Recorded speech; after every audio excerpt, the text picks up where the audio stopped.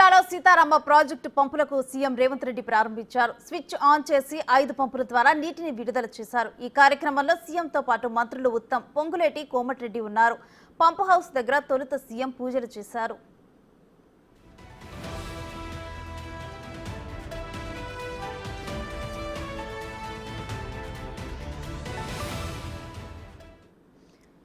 గోదావరి నది కుడి ఒడ్డున భద్రాద్రి కొత్తగూడెం జిల్లా అశ్వాపురం మండలంలోని దుమ్మగూడెం వద్ద సీతారామ లిఫ్ట్ ఇరిగేషన్ ప్రాజెక్టు నిర్మాణం జరిగింది. ఈ ప్రాజెక్టు ద్వారా ఖమ్మం, కొత్తగూడెం, మహబూబాబాద్ జిల్లాల్లోని రైతులకు లబ్ధి చేకూరనుంది.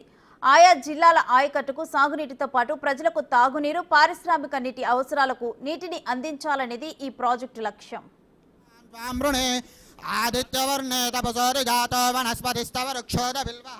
तस्य बलानि तपसानि दन्तमायान्तरायाश्च बाह्या लक्ष्मीः उपैतु मां देवजगत्कीर्तिस्तु सः दुर्भूतोऽस्मि राष्ट्रेऽस्मिन् कीर्तिमर्थिं ददातु मे चित्तविभासामलां ज्येष्ठामलक्ष्मीर्नाशयाम्यः अभूते నాగార్జున సాగర్ ఆయకట్టుతో పాటు వైరా, లంకా సాగర్, పాలేరు ప్రాజెక్టుల కింద ఆయకట్టు స్థిరీకరణకు ఈ నీటిని అనుసంధానించాలనేది ప్రధాన సంకల్పం.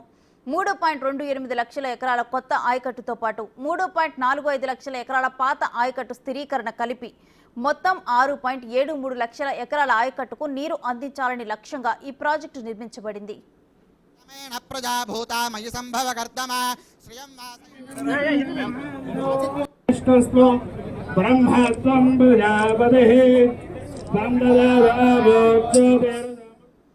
గత ప్రభుత్వం ఈ ప్రాజెక్టుకు 18,286 కోట్ల అంచనాతో పరిపాలన అనుమతులు జారీ చేసింది.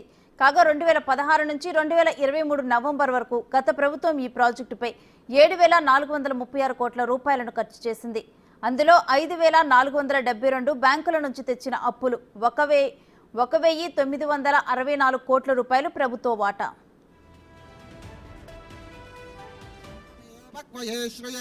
చంద్ర 7,400 కోట్ల రూపాయలు ఖర్చు చేసి ఎక్కడికక్కడ పనులు వదిలేసింది గత ప్రభుత్వం. ఈ ప్రాజెక్టు ద్వారా రైతులకు 1 ఎకరం కూడా నీళ్లు ఇవ్వకుండా ప్రాజెక్టును నిరుపయోగంగా వదిలేసింది. వేల కోట్ల నిధులు ఖర్చు చేసిన బీఆర్ఎస్ ప్రభుత్వం కనీసం 40% పనులు కూడా పూర్తి చేయలేదు.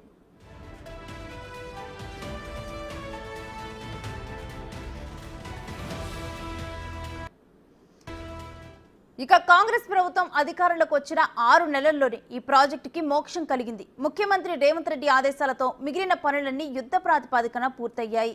జూన్ 26వ తేదీన డ్రై రన్, 27వ తేదీన వెట్ రన్ ట్రయల్స్ విజయవంతంగా నిర్వహించింది.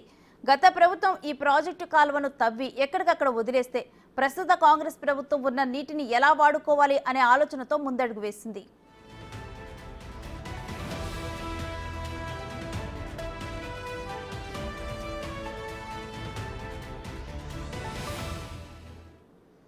కాంగ్రెస్ అధికారంలోకి వచ్చిన తర్వాత సీతారామ ప్రాజెక్టుపై పెట్టిన ఖర్చు వృధా కాకుండా ఉండేందుకు అవసరమైన చర్చలు జరిపింది. ముఖ్యమంత్రి భద్రాచలం పర్యటనకు వెళ్లినప్పుడు ఈ ప్రాజెక్టు ఇంజనీరింగ్ అధికారులతో చర్చించి వెంటనే రాజీవ్ గాంధీ లింక్ కెనాల్ను ప్రతిపాదించింది. ఈ లిఫ్ట్ ద్వారా వచ్చే నీటిని 8.6 కిలోమీటర్ల రాజీవ్ కాలువ పేరుతో లింక్ కెనాల్ ఏర్పాటు చేసి సీతారామ నీటిని నాగార్జున సాగర్ కెనాల్కు అనుసంధానం చేసింది.